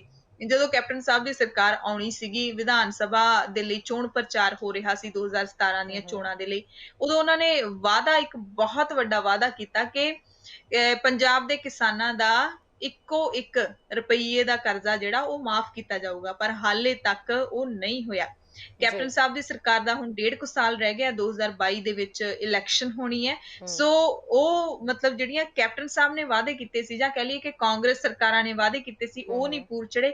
ਉਹਨਾਂ ਦਾ ਵਿਰੋਧ ਹੈ ਜਿਹੜਾ ਇਹ ਕੀਤਾ ਜਾਊਗਾ। ਤੇ ਜਿਹੜੀ ਜੀ ਭਾਰਤੀ ਕਿਸਾਨ ਯੂਨੀਅਨ ਏਕਤਾ ਉਗਰਾਹਾਂ ਹੈਗੀ ਹੈ, ਇਹ ਸਾਰੀਆਂ ਕਿਸਾਨ ਜਥੇਬੰਦੀਆਂ ਨਾਲੋਂ ਵੱਖਰੇ ਤੌਰ ਤੇ ਵਿਚਰਦੀ ਹੈ। ਇਹਦੇ ਸਾਰੇ ਜਿਹੜੇ ਫੈਸਲੇ ਹੁੰਦੇ ਨੇ ਉਹ ਵੱਖਰੇ ਹੁੰਦੇ ਨੇ। ਇਹ ਜਿਹੜੀ ਜਥੇਬੰਦੀ ਹੈ ਇਕਜੁੱਟਤਾ ਦੇ ਨਾਲ ਨਹੀਂ ਚੱਲ ਰਹੀ। ਜੀ ਬਾਕੀ ਕਿਸਾਨ ਜਥੇਬੰਦੀਆਂ ਨੇ ਜਿਵੇਂ ਹੁਣ ਮੀਟਿੰਗ ਕੀਤੀ ਸੀ ਕਿ ਕੇਂਦਰ ਨਾਲ ਗੱਲ ਕਰਨ ਜਾਣਾ ਕਿ ਨਹੀਂ ਜਾਣਾ, ਮੀਟਿੰਗ ਤੋਂ ਇੱਕ ਦਿਨ ਪਹਿਲਾਂ ਹੀ ਇਹਨਾਂ ਨੇ ਐਲਾਨ ਕਰਤਾ ਸੀ ਜੀ ਕਿ ਅਸੀਂ ਜਾਣ ਲਈ ਤਿਆਰ ਹਾਂ। ਤੇ ਉਸੇ ਦਿਨ ਇਹਨਾਂ ਨੇ ਐਲਾਨ ਕੀਤਾ ਕਿ ਅਸੀਂ ਰੇਲਾਂ ਦੇ ਉੱਤੋਂ ਜਿਹੜੇ ਮੋਰਚੇ ਚੱਕ ਰਹੇ ਹਾਂ, ਆਪਣੇ ਸੰਘਰਸ਼ ਨੂੰ ਅਸੀਂ ਨਵੀਂ ਦਿਸ਼ਾ ਵੱਲ ਲਿਜਾ ਰਹੇ ਹਾਂ। ਜੀ ਸੰਘਰਸ਼ ਬੰਦ ਕਰਨ ਹਰਸ਼ਰਨ ਦੀ ਗੱਲ ਨਹੀਂ ਕੀਤੀ। ਜੀ ਹਮ ਹਰਸ਼ਰਨ ਇਹਨਾਂ ਮੋਰਚਿਆਂ ਦੇ ਉੱਤੋਂ ਇੱਕ ਗੱਲ ਧਿਆਨ ਦੇ ਵਿੱਚ ਆਈ ਹੈ ਕਿ ਰੇਲਵੇ ਵਿਭਾਗ ਨੂੰ ਕਹਿੰਦੇ ਨੇ ਬਹੁਤ ਜ਼ਿਆਦਾ ਘਾਟਾ ਪਿਆ, ਜਿਸ ਤਰੀਕੇ ਨਾਲ ਅੰਦੋਲਨ ਚੱਲ ਰਿਹਾ ਇੰਨੇ ਦਿਨਾਂ ਤੋਂ, ਤੇ ਗੱਡੀਆਂ ਜਿਹੜੀਆਂ ਨੇ ਮਾਲ ਗੱਡੀਆਂ ਨਹੀਂ ਪਹੁੰਚੀਆਂ, ਰੇਲਵੇ ਵਿਭਾਗ ਨੂੰ ਕਹਿੰਦੇ ਬਹੁਤ ਘਾਟਾ ਪੈ ਗਿਆ। ਹਾਂਜੀ ਬਿਲਕੁਲ ਸ਼ਹਿਰੀ ਅੰਕੜੇ ਜਿਹੜੇ ਆਏ ਨੇ ਇਕੱਲੇ ਫਿਰੋਜ਼ਪੁਰ ਰੇਲ ਮੰਡਲ ਦੇ ਹਾਲੇ ਤੱਕ ਹੂੰ ਆਏ ਨੇ, ਜਿਹੜੇ ਉਹਨਾਂ ਨੇ ਜਾਰੀ ਕੀਤੇ ਨੇ ਕਿ ਪਿਛਲੇ 23 ਦਿਨਾਂ ਦੇ ਵਿੱਚ ਜਦੋਂ ਤੋਂ ਲੈ ਕੇ 24 ਸਤੰਬਰ ਤੋਂ, ਕਿਉਂਕਿ ਰੇਲ ਰੋਕੋ ਮੋਰਚੇ ਸ਼ੁਰੂ ਹੋਏ ਨੇ 1 ਅਕਤੂਬਰ ਹੂੰ ਤੋਂ ਅਣਮਿੱਥੇ ਸਮੇਂ ਲਈ ਹੋਏ ਨੇ, ਤਾਂ ਸੋ 23 ਸਤੰਬਰ ਤੋਂ ਹੀ ਲਗਾਤਾਰ 24 ਸਤੰਬਰ ਤੋਂ ਇਹ ਚੱਲ ਰਿਹਾ ਹੈ। 23-24 ਦਿਨ ਹੋ ਗਏ ਨੇ ਤੇ ਫਿਰੋਜ਼ਪੁਰ ਰੇਲ ਮੰਡਲ ਨੂੰ 300 ਕਰੋੜ ਰੁਪਏ ਦਾ ਮਾਲੀ ਘਾਟਾ ਜਿਹੜਾ ਉਹ ਪੈ ਜੀ ਗਿਆ। ਇਹ ਖਬਰ ਹੈ ਜਿਹੜੀ ਆ ਰਹੀ ਹੈ। ਬਾਕੀ ਹੂੰ ਪੂਰੇ ਪੰਜਾਬ ਦੇ ਵਿੱਚ ਰੇਲਵੇ ਨੂੰ ਕਿੰਨਾ ਘਾਟਾ ਪਿਆ ਹੈਗਾ ਉਸ ਬਾਰੇ ਹਾਲੇ ਕੋਈ ਅੰਕੜੇ ਨਸ਼ਰ ਨਹੀਂ ਹੋਏ। ਪਰ ਜੇ ਹੂੰ ਇੱਕ ਫਿਰੋਜ਼ਪੁਰ ਕੱਲੇ ਫਿਰੋਜ਼ਪੁਰ ਰੇਲਵੇ ਮੰਡਲ ਨੂੰ ਪਿਛਲੇ 23 ਦਿਨਾਂ ਦੇ ਵਿੱਚ 300 ਕਰੋੜ ਦਾ ਘਾਟਾ ਜਿਹੜਾ ਪੈ ਰਿਹਾ ਹੈ, ਇਹਦਾ ਤਾਂ ਮਤਲਬ ਹੈ ਕਿ ਇੱਕ ਬਾਕੀ ਦਿਨ ਹਰ ਵਿੱਚ ਜਗ੍ਹਾ ਤੇ 1 ਜੀ ਕਰੋੜ ਤੋਂ ਵੀ ਜ਼ਿਆਦਾ ਘਾਟਾ ਹੈ, ਯਾਨੀ ਕਿ ਬਿਲਕੁਲ 2 ਕਰੋੜ ਦੇ ਨੇੜੇ ਤੇੜੇ ਇੱਕ ਦਿਨ ਦੇ ਹੂੰ ਵਿੱਚ ਘਾਟਾ ਪੈ ਰਿਹਾ ਹੈ ਕੱਲੇ ਫਿਰੋਜ਼ਪੁਰ ਰੇਲ ਮੰਡਲ ਨੂੰ। ਜੀ ਤੇ ਬਾਕੀ ਟੋਲ ਪਲਾਜ਼ਿਆਂ ਦਾ ਵੀ ਇਹੀ ਹਾਲ ਹੈ। ਸ਼ਹਿਰੀ ਟੋਲ ਪਲਾਜ਼ਿਆਂ ਦੇ ਮਾਲਕ ਤਾਂ ਹੁਣ ਰੋਂਦੇ ਫਿਰਦੇ ਨੇ। ਹੂੰ ਪ੍ਰਾਈਵੇਟ ਕੰਪਨੀਆਂ ਨੇ ਸਾਰੀਆਂ ਜਿਨ੍ਹਾਂ ਨੇ ਟੋਲ ਪਲਾਜ਼ੇ ਜਿਹੜੇ ਇੱਥੇ ਬਣਾਏ ਹੋਏ ਨੇ, ਸੋ ਹੂੰ ਜਿੰਨੇ ਟੋਲ ਪਲਾਜ਼ੇ ਨੇ ਤਕਰੀਬਨ ਸਾਰੇ ਪੰਜਾਬ ਦੇ ਵਿੱਚ ਹੁਣ ਬੰਦ ਨੇ ਤੇ ਇੱਕ ਅੰਦਾਜ਼ੇ ਦੇ ਮੁਤਾਬਿਕ ਇੱਕ ਦਿਨ ਦੇ ਵਿੱਚ ਇੱਕ ਟੋਲ ਪਲਾਜ਼ਾ ਨੂੰ ਇੱਕ ਮਾਫ ਕਰਨਾ 10 ਲੱਖ ਰੁਪਏ ਦਾ ਜਿਹੜਾ ਨੁਕਸਾਨ ਹੋ ਰਿਹਾ ਹੈ। ਜੀ ਕਿਉਂਕਿ ਸਾਰੀਆਂ ਗੱਡੀਆਂ ਨੇ ਇੱਕ ਦਿਨ ਦੇ ਵਿੱਚ ਦੇਖ ਲਓ ਕਿੰਨੀਆਂ ਹਜ਼ਾਰਾਂ ਹੀ ਗੱਡੀਆਂ ਲੰਘ ਜਾਂਦੀਆਂ ਨੇ, ਸਾਰੀਆਂ ਬਿਨਾਂ ਟੋਲ ਪਰਚੀ ਕਟਾਏ ਤੋਂ ਲੰਘਣ, ਤੇ ਫਿਰ ਨੁਕਸਾਨ ਹੈ ਜਿਹੜਾ ਉਹ ਲੱਖਾਂ ਦੇ ਵਿੱਚ ਤਾਂ ਹੋਊਗਾ ਹੀ। ਪਰ ਬਿਲਕੁਲ ਕਿਸਾਨਾਂ ਦੇ ਰੋਹ ਅੱਗੇ ਕੋਈ ਬੋਲ ਨਹੀਂ ਰਿਹਾ, ਕੋਈ ਹੂੰ ਇਸ ਤਰ੍ਹਾਂ ਦੀ ਕੋਈ ਗੱਲ ਕਿਤੇ ਸਾਹਮਣੇ ਨਹੀਂ ਆ ਰਹੀ, ਜੀ ਕਿਉਂਕਿ ਅੰਦਰ ਖਾਤੇ ਹੈ ਜਿਹੜਾ ਉਹ ਹਰ ਵਰਗ ਹੈ ਉਹ ਕਿਸਾਨਾਂ ਨੂੰ ਹਮਾਇਤ ਕਰ ਰਿਹਾ ਹੈ, ਕਿਸਾਨਾਂ ਨੂੰ ਸਮਰਥਨ ਦੇ ਰਿਹਾ ਹੈ। ਕਿਤੇ ਕਿਤੇ ਤਾਂ ਰਿਲਾਇੰਸ ਦੇ ਜਿਹੜੇ ਪੈਟਰੋਲ ਪੰਪ ਨੇ ਉਹਦੇ ਡੀਲਰਾਂ ਨੇ ਵੀ ਸਾਥ ਦੇਣਾ ਸ਼ੁਰੂ ਕਰਤਾ, ਉਹਨਾਂ ਨੇ ਜੀ ਆਪ ਹੀ ਆਪਦੇ ਪੈਟਰੋਲ ਪੰਪ ਬੰਦ ਕਰਤੇ, ਆਪਣੀਆਂ ਗੱਡੀਆਂ ਵਿੱਚ ਵੀ ਦੂਸਰੇ ਪੈਟਰੋਲ ਪੰਪਾਂ ਤੋਂ ਤੇਲ ਉਹ ਪਵਾ ਕੇ ਲਿਆਉਂਦੇ ਨੇ ਕਿ ਅਸੀਂ ਜੀ ਕਿਸਾਨਾਂ ਦੇ ਨਾਲ ਆ। ਆਪਣੇ ਪੈਟਰੋਲ ਪੰਪਾਂ ਦੇ ਬਾਹਰ ਉਹਨਾਂ ਨੇ ਜਿਹੜੇ ਹੈਗੇ ਨੇ ਬੋਰਡ ਲਾ ਦਿੱਤੇ ਨੇ ਕਿ ਅਸੀਂ ਕਿਸਾਨਾਂ ਦੇ ਨਾਲ ਆ, ਸਾਡਾ ਪੈਟਰੋਲ ਪੰਪ ਜਿਹੜਾ ਬੰਦ ਰਹੂਗਾ, ਜੀ ਕਾਲੇ ਝੰਡੇ ਦੇ ਉਹਨਾਂ ਨੇ ਪੋਸਟਰ ਲਾ ਦਿੱਤੇ ਨੇ ਰੋਸ ਵਜੋਂ। ਸੋ ਇਸ ਤਰ੍ਹਾਂ ਦਾ ਜਿਹੜਾ ਮਾਹੌਲ ਪੰਜਾਬ ਦੇ ਬਿਲਕੁਲ ਵਿੱਚ ਹੈਗਾ ਆ। ਜੀ ਹਰਸ਼ ਜੀ ਕੱਲ ਨੂੰ ਜਿਹੜਾ ਕਾਫੀ ਅਹਿਮ ਦਿਨ ਰਹੇਗਾ। ਬਿਲਕੁਲ ਸੋ ਹਰਸ਼ਰਨ ਅਜਿਹੇ ਦੇ ਵਿੱਚ ਅਸੀਂ ਹੋਰ ਅਪਡੇਟਸ ਤੇ ਵੀ ਨਜ਼ਰ ਮਾਰ ਲੈਂਦੇ ਹਾਂ ਹਰਸ਼ਰਨ ਖਾਸ ਕਰਕੇ ਸ਼੍ਰੀ ਗੁਰੂ ਗ੍ਰੰਥ ਸਾਹਿਬ ਦੇ ਸਰੂਪਾਂ ਦਾ ਮਾਮਲਾ ਜਿਹੜਾ 328 ਸਰੂਪਾਂ ਦਾ ਮਾਮਲਾ ਚੱਲ ਰਿਹਾ ਉਸ ਨੂੰ ਲੈ ਕੇ ਕੀ ਅਪਡੇਟ ਹੈ ਜੀ ਸ਼ਹਿਰੀ 328 ਸਰੂਪਾਂ ਦੇ ਮਾਮਲੇ ਤੇ ਮੈਂ ਦੱਸਣਾ ਚਾਹਾਂਗੀ ਕਿ ਅੰਮ੍ਰਿਤਸਰ ਦੇ ਵਿੱਚ ਅਕਾਲੀ ਦਲ ਅੰਮ੍ਰਿਤਸਰ ਨੇ ਸ਼੍ਰੀ ਅਕਾਲ ਤਖਤ ਸਾਹਿਬ ਦੇ ਵਿੱਚ ਜਾ ਕੇ ਅਰਦਾਸ ਕੀਤੀ ਅਤੇ ਦੋਸ਼ੀਆਂ ਨੂੰ ਸਖਤ ਸਜ਼ਾ ਜਿਹੜੀ ਉਹ ਦਿੱਤੀ ਜਾਵੇ ਉਸ ਦੀ ਮੰਗ ਹੈ ਉਹ ਕੀਤੀ ਗਈ, ਦੋਸ਼ੀਆਂ ਖਿਲਾਫ ਕਾਰਵਾਈ ਵਾਸਤੇ ਅਰਦਾਸ ਕੀਤੀ ਗਈ ਤੇ ਨਾਲ ਹੀ ਸ਼੍ਰੋਮਣੀ ਅਕਾਲੀ ਦਲ ਅੰਮ੍ਰਿਤਸਰ ਯਾਨੀ ਕਿ ਸ਼੍ਰੋਮਣੀ ਅਕਾਲੀ ਦਲ ਮਾਨ ਦਲ ਦੇ ਜਿਹੜੇ ਲੀਡਰ ਨੇ ਇਹਨਾਂ ਸਾਰਿਆਂ ਨੇ ਅਰਦਾਸ ਕੀਤੀ ਤੇ ਹੋਰ ਵੀ ਜਥੇਬੰਦੀਆਂ ਦੇ ਮੈਂਬਰ ਜਿਹੜੇ ਉਹ ਸ਼ਾਮਿਲ ਸੀਗੇ। ਤੇ ਇੱਕ ਮੰਗ ਕੀਤੀ ਗਈ ਕਿ ਸ਼੍ਰੋਮਣੀ ਗੁਰਦੁਆਰਾ ਪ੍ਰਬੰਧਕ ਕਮੇਟੀ ਦੇ ਪ੍ਰਧਾਨ ਹੈਗੇ ਨੇ ਜਿਹੜੇ ਭਾਈ ਗੋਬਿੰਦ ਸਿੰਘ ਲੌਂਗੋਵਾਲ, ਉਹਨਾਂ ਦੇ ਖਿਲਾਫ ਕੇਸ ਦਰਜ ਕੀਤਾ ਜਾਵੇ ਇਸ ਪੂਰੀ ਕਾਰਵਾਈ ਨੂੰ ਲੈ ਕੇ, ਪੂਰੇ ਮਾਮਲੇ ਨੂੰ ਲੈ ਕੇ। ਦਰਅਸਲ ਜਿਹੜੀਆਂ ਸਿੱਖ ਜਥੇਬੰਦੀਆਂ ਨੇ ਉਹਨਾਂ ਨੇ ਪਿੰਡ ਲੌਂਗੋਵਾਲ ਜਿਹੜਾ ਐਸਜੀਪੀਸੀ ਪ੍ਰਧਾਨ ਦਾ ਪਿੰਡ ਹੈ, ਲੌਂਗੋਵਾਲ ਦਾ ਪਿੰਡ ਹੈ, ਉਸੇ ਪਿੰਡ ਦੇ ਵਿੱਚ ਪਿਛਲੇ ਕਈ ਦਿਨਾਂ ਤੋਂ ਉਹਨਾਂ ਨੇ ਧਰਨਾ ਲਾਇਆ ਹੋਇਆ, ਕਰੀਬ 1 ਮਹੀਨਾ ਉਸ ਧਰਨੇ ਨੂੰ ਹੋਣ ਵਾਲਾ ਹੈ। ਤੇ ਸਿੱਖ ਜਥੇਬੰਦੀਆਂ ਨੇ ਅੱਜ ਕਿਹਾ, ਇਹਨਾਂ ਲੀਡਰਾਂ ਨੇ ਕਿਹਾ ਕਿ ਕਿਸੇ ਵੀ ਅਕਾਲੀ ਮਾਫ ਕਰਨਾ ਕਿਸੇ ਵੀ ਐਸਜੀਪੀਸੀ ਦੇ ਨੁਮਾਇੰਦੇ ਨੇ ਜਾਂ ਐਸਜੀਪੀਸੀ ਦੇ ਪ੍ਰਧਾਨ ਨੇ ਸਾਨੂੰ ਆ ਕੇ ਜਾਣਕਾਰੀ ਨਹੀਂ ਦਿੱਤੀ, ਕਿਉਂਕਿ ਅਸੀਂ ਉੱਥੇ ਧਰਨਾ ਇਸ ਕਰਕੇ ਲਾਇਆ ਲੌਂਗੋਵਾਲ ਦੇ ਪਿੰਡ ਕਿ ਅਸੀਂ ਲੌਂਗੋਵਾਲ ਸਾਹਿਬ ਤੋਂ ਸਵਾਲ ਪੁੱਛਣੇ ਨੇ ਕਿ ਜਿਹੜੇ ਗਾਇਬ ਹੋਏ 328 ਪਾਵਨ ਸਰੂਪ ਨੇ ਉਹ ਹੈ ਕਿੱਥੇ ਨੇ, ਜੀ ਸਾਨੂੰ ਉਹਦਾ ਜਵਾਬ ਹੈ ਜਿਹੜਾ ਉਹ ਚਾਹੀਦਾ। ਸੋ ਨਾ ਤਾਂ ਇਹਨਾਂ ਨੇ ਸਾਨੂੰ ਜਵਾਬ ਦਿੱਤਾ, ਨਾ ਇੱਕ ਵਾਰੀ ਵੀ ਸਾਡੇ ਧਰਨੇ ਵਿੱਚ ਆ ਕੇ ਸਾਨੂੰ ਪੁੱਛਿਆ ਕਿ ਤੁਸੀਂ ਇੱਥੇ ਕਿਉਂ ਬੈਠੇ ਹੋ, ਨਾ ਹੀ ਜੀ ਦੋਸ਼ੀਆਂ ਦੇ ਖਿਲਾਫ ਕੋਈ ਕਾਰਵਾਈ ਕੀਤੀ ਹੈ। ਉਹ ਕਹਿੰਦੇ ਕਿ ਸਿੱਖ ਕੌਮ ਜਾਣਨਾ ਚਾਹੁੰਦੀ ਹੈ ਕਿ ਉਹ ਗਾਇਬ ਹੋਏ ਸਰੂਪ ਕਿੱਥੇ ਨੇ ਤੇ ਜੀ ਉਹ ਤੁਹਾਨੂੰ ਦੱਸਣਾ ਹੀ ਪਵੇਗਾ ਕਿ ਤੁਸੀਂ ਉਹਨਾਂ ਨੂੰ ਭੇਜਿਆ ਕਿੱਥੇ ਹੈ, ਸਰਸਾ ਡੇਰੇ ਭੇਜਿਆ ਜਾਂ ਫਿਰ ਨਾਗਪੁਰ ਭੇਜਿਆ। ਸਪੈਸ਼ਲੀ ਉਹਨਾਂ ਨੇ ਇਹ ਜੀ ਬਿਆਨ ਹੈ ਜਿਹੜਾ ਦਿੱਤਾ ਹੈਗਾ। ਤੇ ਉਹਨਾਂ ਨੇ ਨਾਲ ਹੀ ਇਹ ਕਿਹਾ ਹੈਗਾ ਕਿ 24 ਅਕਤੂਬਰ ਨੂੰ ਲੌਂਗੋਵਾਲ ਦੇ ਵਿੱਚ ਇੱਕ ਵੱਡਾ ਪੰਥਕ ਇਕੱਠ ਹੈ ਜਿਹੜਾ ਉਹ ਸਿੱਖ ਜਥੇਬੰਦੀਆਂ ਦੇ ਵੱਲੋਂ ਕੀਤਾ ਜਾਊਗਾ ਤੇ ਜਿੱਥੇ ਇਸ ਸੰਘਰਸ਼ ਨੂੰ ਲੈ ਕੇ ਕੋਈ ਹੋਰ ਐਲਾਨ, ਅਗਲੇਰਾ ਐਲਾਨ ਹੈ ਜਿਹੜਾ ਉਹ ਕੀਤਾ ਜਾਏਗਾ। ਜੀ ਤੇ ਉਸ ਤੋਂ ਪਹਿਲਾਂ 22 ਅਕਤੂਬਰ ਨੂੰ ਬਰਗਾੜੀ ਦੇ ਵਿੱਚ ਵੀ ਇੱਕ ਦਿਨ ਦਾ ਧਰਨਾ ਜਿਹੜਾ ਸਿੱਖ ਜਥੇਬੰਦੀਆਂ ਦੇ ਵੱਲੋਂ ਦਿੱਤਾ ਜਾਊਗਾ। ਜੀ ਸੜਕੀ ਆਵਾਜਾਈ ਰੋਕਣ ਦਾ ਐਲਾਨ ਉੱਥੇ ਕੀਤਾ ਗਿਆ, ਜੀ ਚੱਕਾ ਜਾਮ ਦਾ ਐਲਾਨ ਕੀਤਾ ਗਿਆ ਪਿੰਡ ਬਰਗਾੜੀ ਦੇ ਵਿੱਚ, ਜਿੱਥੇ 2015 ਦੇ ਵਿੱਚ ਵੱਡਾ ਬੇਅਦਬੀ ਦਾ ਕਾਂਡ ਵਾਪਰਿਆ ਸੀ। ਤੇ ਇਸ ਜੀ ਦੇ ਜੀ ਨਾਲ ਹੀ 10 ਨਵੰਬਰ ਨੂੰ ਉਹਨਾਂ ਨੇ ਕਿਹਾ ਕਿ ਹੁਸੈਨੀਵਾਲਾ ਬਾਰਡਰ ਦੇ ਉੱਤੇ ਬਾਰਡਰ ਖੋਲੋ ਰੈਲੀ ਜਿਹੜੀ ਇਹਨਾਂ ਦੇ ਵੱਲੋਂ ਕੀਤੀ ਜਾਏਗੀ, ਸ਼੍ਰੋਮਣੀ ਅਕਾਲੀ ਦਲ ਅੰਮ੍ਰਿਤਸਰ ਦੇ ਵੱਲੋਂ, ਕਿ ਪੰਜਾਬ ਦੇ ਕਿਸਾਨਾਂ ਦੀ ਜਿਹੜੀ ਜਿਣਸ ਹੈਗੀ ਹੈ ਉਹ ਪਾਕਿਸਤਾਨ ਭੇਜੀ ਜਾਵੇ। ਸੋ ਇਸ ਤਰ੍ਹਾਂ ਦੇ ਜਿਹੜੇ ਸਿੱਖ ਜਥੇਬੰਦੀਆਂ ਨੇ ਐਲਾਨ ਨੇ ਉਹ ਕੀਤੇ ਨੇ, ਕਿਉਂਕਿ ਬਿਲਕੁਲ ਪਾਵਨ ਸਰੂਪਾਂ ਦਾ ਮਾਮਲਾ ਬੜਾ ਅਹਿਮ ਬਿਲकुल ਹੈ ਪੰਜਾਬ जी ਦੇ ਵਿੱਚ। ਕਿਸਾਨਾਂ ਦੇ ਮੁੱਦੇ ਤੋਂ ਪਹਿਲਾਂ ਇਹ ਮੁੱਦਾ ਹੀ ਵੱਡੇ ਪੱਧਰ ਵੱਡਾ ਦੇ ਉੱਤੇ ਮੁੱਦਾ ਸੀ ਭਖਿਆ ਹੋਇਆ ਬਿल्कुल ਸੀ। जी बिल्कुल ਬਿਲਕੁਲ, ਅੰਮ੍ਰਿਤਸਰ ਦੇ ਵਿੱਚ ਵੀ ਲਗਾਤਾਰ ਧਰਨਾ जी ਜਾਰੀ ਹੈ, ਪਰ ਇੱਕ ਦਿਨ ਨਹੀਂ ਹੈਗਾ ਜਦੋਂ हम्म ਐਸਜੀਪੀਸੀ ਪ੍ਰਧਾਨ ਜਾਂ ਫਿਰ ਸ਼੍ਰੋਮਣੀ ਅਕਾਲੀ ਦਲ ਦੇ ਪ੍ਰਧਾਨ ਵੀ ਹੁਣੇ ਜੇ ਅੰਮ੍ਰਿਤਸਰ जी ਜਾ ਕੇ ਆਏ ਨੇ, ਪਰ ਉਹ ਧਰਨੇ ਵਾਲੀ ਥਾਂ ਨੂੰ ਇਗਨੋਰ ਕਰਕੇ ਲੰਘੇ, ਧਰਨੇ ਵਾਲੀ ਥਾਂ ਵੱਲ ਗਏ ਵੀ ਨਹੀਂ ਹੈਗੇ। जी ਜਦ ਕਿ बिल्कुल ਲੀਡਰਾਂ ਦਾ ਫਰਜ਼ ਬਣਦਾ ਹੁੰਦਾ ਹੈ ਕਿ ਜਾ ਕੇ ਗੱਲਬਾਤ ਕਰਨ, देखन ਗੱਲਬਾਤ उथे ਨਾਲ जी ਕਈ ਮਸਲਿਆਂ ਦਾ ਹੱਲ ਹੋ ਜਾਂਦਾ ਹੈ। ਪਰ ਜਦੋਂ ਕਹਿੰਦੇ बिल्कुल ਆ ਨਾ ਵੀ ਚੋਰ ਦੀ ਦਾੜੀ 'ਚ ਤਿਣਕਾ, ਉਹ हम्म ਗੱਲ ਹੋ ਜਾਂਦੀ ਹੈ ਜਦੋਂ ਲੀਡਰਾਂ ਨੂੰ ਹੋਵੇ, ਡਰ ਹੋਵੇ ਅੰਦਰ ਵੀ ਕਿਤੇ जी ਸਾਨੂੰ हरशरण ਲੋਕ ਰੋਹ ਹੈ ਜਿਹੜਾ ਉਹ जी ਤੋਂ ਬੜਾ ਡਰ ਹੁੰਦਾ ਹੈ। ਜੀ ਹਰਸ਼ਰਨ ਬਿਲਕੁਲ ਜਾਂਦੇ ਜਾਂਦੇ ਘੱਟ ਸਮੇਂ ਦੇ ਵਿੱਚ ਸਿਰਫ ਇਹ ਦੱਸ ਦਿਓ ਕਿ ਪੰਜਾਬ ਦੇ ਜਿਹੜੇ ਸਕੂਲ ਖੁੱਲਣ ਵਾਲੇ ਸੀ ਤਾਰੀਖ ਉਹਨਾਂ ਦੀ ਮਿੱਥੀ ਗਈ ਸੀ ਇਹ ਸੁਣਨ ਚ ਆਇਆ ਕਿ ਕਈ ਸਕੂਲਾਂ ਨੂੰ ਐਨਓਸੀ ਨਹੀਂ ਮਿਲੀ ਬਿਲਕੁਲ ਸ਼ਹਿਰੀ, ਦਰਅਸਲ 19 ਤਰੀਕ ਨੂੰ 19 ਅਕਤੂਬਰ ਨੂੰ ਪੰਜਾਬ ਸਰਕਾਰ ਨੇ ਸਕੂਲ ਖੋਲ੍ਹਣ ਦਾ ਐਲਾਨ ਕਰ ਦਿੱਤਾ ਹੈ। 9ਵੀਂ ਤੋਂ 12ਵੀਂ ਤੱਕ ਡੇਲੀ 3 ਘੰਟੇ ਸਕੂਲ ਖੁੱਲੇਗਾ। ਸੋ ਇਸ ਦਰਮਿਆਨ ਇਹ ਇੱਕ ਵੱਡੀ ਖਬਰ ਅੱਜ ਆਈ ਹੈ ਕਿ ਪੰਜਾਬ ਦੇ ਸਿੱਖਿਆ ਮੰਤਰੀ ਵਿਜੇ ਇੰਦਰ ਸਿੰਗਲਾ ਨੇ ਪੰਜਾਬ ਦੇ 9 ਸਕੂਲਾਂ ਦੀ ਐਨਓਸੀ ਨੂੰ ਰੱਦ ਕਰ ਦਿੱਤਾ ਹੈ। ਹੂੰ ਨੋ ਆਬਜੈਕਸ਼ਨ ਜਿਹੜਾ ਸਰਟੀਫਿਕੇਟ ਹੈ ਉਹ ਉਹਨਾਂ ਦਾ ਰੱਦ ਕਰ ਦਿੱਤਾ ਹੈ। ਤੇ ਸਿੱਖਿਆ ਮੰਤਰੀ ਨੇ ਜਾਣਕਾਰੀ ਦਿੱਤੀ ਹੈ ਕਿ ਕੋਵਿਡ-19 ਦੀ ਮਹਾਮਾਰੀ ਦੌਰਾਨ ਜੋ ਪੰਜਾਬ ਸਰਕਾਰ ਨੇ ਨਿਰਦੇਸ਼ ਜਾਰੀ ਕੀਤੇ ਸੀ, ਇਹ ਸਾਰੇ ਸਕੂਲਾਂ ਨੂੰ ਜਿਹੜੇ ਐਨਓਸੀ ਜਿਨ੍ਹਾਂ ਕੋਲ ਹੈ, ਮਾਨਤਾ ਹੈ ਜਿਨ੍ਹਾਂ ਕੋਲ, ਹੂੰ ਤੇ ਉਹਨਾਂ ਨੂੰ ਇਹ ਜਿਹੜਾ ਆਦੇਸ਼ ਦਿੱਤਾ ਸੀ ਕਿ ਪੰਜਾਬ ਦੇ ਵਿੱਚ ਜਿਹੜੇ ਵੀ ਤੁਹਾਡੇ ਸਕੂਲ ਹੈਗੇ ਨੇ, ਪ੍ਰਾਈਵੇਟ ਸਕੂਲ ਨੇ, ਉਹਨਾਂ ਦੇ ਵਿੱਚ ਕਿਸੇ ਨਾਲ ਵੀ ਧੱਕਾ ਨਾ ਕੀਤਾ ਜਾਵੇ। ਵਿਦਿਆਰਥੀਆਂ ਨੂੰ ਆਨਲਾਈਨ ਪੜ੍ਹਾਈ ਤੁਸੀਂ ਕਰਵਾਓ ਜੀ ਜੇ ਫੀਸਾਂ ਲੈ ਰਹੇ ਹੋ, ਤੇ ਅਧਿਆਪਕ ਨੇ ਜਿਹੜੇ ਉਹਨਾਂ ਦਾ ਸ਼ੋਸ਼ਣ ਨਾ ਕੀਤਾ ਜਾਵੇ, ਅਧਿਆਪਕਾਂ ਦੀ ਤਨਖਾਹ ਹੈ ਜਿਹੜੀ ਉਹ ਦਿੱਤੀ ਜਾਵੇ। ਸੋ ਹੂੰ ਇਸ ਦੌਰਾਨ ਕਈ ਸ਼ਿਕਾਇਤਾਂ ਵਿਜੇਂਦਰ ਸਿੰਗਲਾ ਕੋਲ ਆਈਆਂ ਨੇ। ਉਹਨਾਂ ਨੇ ਆਪਣਾ ਜੀ ਪਰਸਨਲ ਈਮੇਲ ਆਈਡੀ ਦਿੱਤਾ ਸੀ, ਹੂੰ ਜੀ vijendersingla@gmail.com। ਜੀ ਇਹ ਉਹਨਾਂ ਨੇ ਈਮੇਲ ਦਿੱਤਾ ਸੀ ਤੇ ਕਈ ਸ਼ਿਕਾਇਤਾਂ ਨੇ ਜਿਹੜੀਆਂ ਉਹ ਆਈਆਂ। ਉਹ ਸ਼ਿਕਾਇਤਾਂ ਤੋਂ ਹੂੰ ਬਾਅਦ ਇਹਨਾਂ ਨੇ ਫੈਸਲਾ ਲਿਆ ਹੈ। ਸ਼ਿਕਾਇਤਾਂ ਤੋਂ ਬਾਅਦ ਇਹਨਾਂ ਨੇ ਸਕੂਲਾਂ ਨੂੰ ਭੇਜਿਆ ਵੀ, ਇਹਨਾਂ ਨੇ ਹੂੰ ਨੋਟਿਸ ਭੇਜਿਆ, ਪਰ ਨੋਟਿਸ ਤੇ ਕੋਈ ਵੀ ਉਹਨਾਂ ਦਾ ਸਪਸ਼ਟੀਕਰਨ ਨਹੀਂ ਆਇਆ, ਢਿੱਲ ਦਿਖਾਈ ਸਕੂਲਾਂ ਨੇ। ਜੀ ਤਾਂ ਫਿਰ ਸਿੱਖਿਆ ਮੰਤਰੀ ਨੇ ਫੈਸਲਾ ਲਿਆ ਹੈਗਾ ਕਿ ਇਹਨਾਂ ਸਕੂਲਾਂ ਨੂੰ ਐਨਓਸੀ ਹੈ ਜਿਹੜੀ ਉਹ ਰੱਦ ਕੀਤੀ ਜਾਂਦੀ ਹੈ। ਇਹਦੇ ਵਿੱਚ ਜੀ ਕਾਫੀ ਨਾਮੀ ਸਕੂਲ ਵੀ ਹੈਗੇ ਨੇ, ਰਿਆਤ ਬਾਹਰਾ ਇੰਟਰਨੈਸ਼ਨਲ ਸਕੂਲ ਵੀ ਹੈਗਾ ਆ, ਅੰਮ੍ਰਿਤਸਰ ਦੇ ਸਕੂਲ ਨੇ, ਬਠਿੰਡਾ, ਫਤਿਹਗੜ੍ਹ ਹੂੰ ਸਾਹਿਬ, ਇਸ ਤਰ੍ਹਾਂ ਕੁੱਲ ਜਿਹੜੇ ਪੰਜਾਬ ਦੇ 9 ਸਕੂਲ ਨੇ। ਸੋ ਇਹਦੇ ਨਾਲ ਜੀ ਕਾਫੀ ਬਿल्कुल ਜਿਹੜਾ ਕਹਿੰਦੇ ਨੇ ਇੱਕ ਇੱਕ ਸਬਕ ਸਕੂਲਾਂ ਨੂੰ ਜ਼ਰੂਰ ਮਿਲਿਆ ਜਿਹੜੇ ਹੂੰ ਮਨਮਾਨੀਆਂ ਕਰਦੇ ਨੇ, ਕਿਉਂਕਿ जी ਆਪਾਂ ਨੂੰ ਵੀ ਪਤਾ ਹੈ ਪ੍ਰਾਈਵੇਟ ਸਕੂਲਾਂ ਦੇ ਵਿੱਚ ਬਥੇਰਾ ਕੁਝ ਹੁੰਦਾ ਹੈ। बिल्कुल ਤਨਖਾਹ 18,000 ਹੈ ਤੇ ਹੂੰ 18,000 ਉਹਨਾਂ ਦੇ ਅਕਾਊਂਟ ਦੇ ਵਿੱਚ ਪਾ ਕੇ 8 ਲੈ ਲਿਆ ਜਾਂਦਾ ਹੈ, ਸਕੂਲ ਤੋਂ ਵਾਪਸ ਕੈਸ਼ ਲੈ ਲਿਆ जी ਜਾਂਦਾ ਹੈ ਤੇ 10 ਉਹਨਾਂ ਨੂੰ ਦੇ ਦਿੱਤਾ ਜਾਂਦਾ ਹੈ। बिल्कुल ਯਾਨੀ ਕਿ ਤਨਖਾਹਾਂ ਦੇ ਵਿੱਚ ਵੀ ਵੱਡਾ ਘਪਲਾ ਕਈ ਵਾਰੀ घपला बिल्कुल ਸਾਹਮਣੇ ਆਉਂਦਾ ਹੈ। जी ਸੋ ਇਹ ਇੱਕ ਚੰਗਾ ਕਦਮ ਹੈ ਜਿਹੜਾ ਉਹ ਕਿਹਾ ਜਾ ਸਕਦਾ ਹੈ। ਚਲੋ ਵਧੀਆ ਬਿਲਕੁਲ ਹਰਸ਼ਰਨ ਬਹੁਤ ਬਹੁਤ ਸ਼ੁਕਰੀਆ ਜਾਣਕਾਰੀ ਦੇਣ ਦੇ ਲਈ ਤੇ ਤੁਸੀਂ ਵੀ ਆਪਣਾ ਪੂਰੇ ਤਰੀਕੇ ਨਾਲ ਖਿਆਲ ਰੱਖੋ ਅੱਗੇ ਹੋਰ ਵੀ ਅਪਡੇਟਸ ਜਿਹੜੇ ਅਸੀਂ ਤੁਹਾਡੇ ਕੋਲੋਂ ਲੈਂਦੇ ਰਵਾਂਗੇ ਜੀ ਬਿਲਕੁਲ, ਧੰਨਵਾਦ ਸ਼ੈਰੀ, ਧੰਨਵਾਦ ਸਾਰੇ ਦਰਸ਼ਕਾਂ ਦਾ। ਤੇ ਤੁਸੀਂ ਵੀ ਸਾਰੇ ਆਪਣਾ ਧਿਆਨ ਰੱਖੋ ਤੇ ਸਾਵਧਾਨੀਆਂ ਜ਼ਰੂਰ ਵਰਤਦੇ ਰਹੋ। ਤੇ ਮੈਂ ਇੱਕ ਅਪੀਲ ਜ਼ਰੂਰ ਕਰਾਂਗੀ ਕਿ ਅੱਜ ਕੱਲ ਅਫਵਾਹਾਂ ਨੇ ਜਿਹੜੀਆਂ ਉਹ ਜ਼ਰੂਰ ਸ਼ੈਰੀ ਬਹੁਤ ਸਾਰੀਆਂ ਫੈਲ ਰਹੀਆਂ ਨੇ ਪੰਜਾਬ ਬਿਲकुल ਦੇ ਵਿੱਚ ਵੀ।